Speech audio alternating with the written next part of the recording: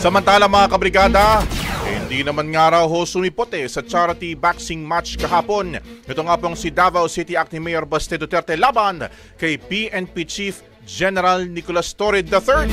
Dahil ho dyan, idineklarang winner by default si Torre.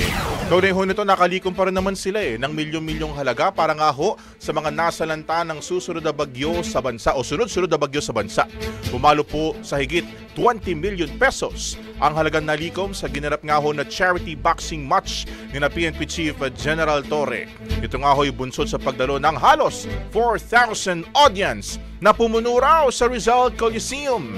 Samantala, sinabi naman ni Torre na fake news daw ang mga usap-usapan na sapilitang pinapunta at pinag-donate ang mga pulis sa event.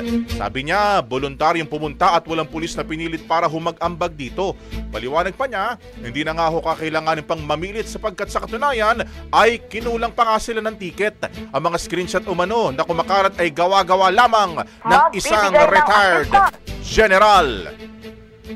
Brigada Balita Nationwide. Ang bahaging ito ay hatid sa atin ng NutriCleanse Herbal Capsule. Linis tiyan, sexy tiyan.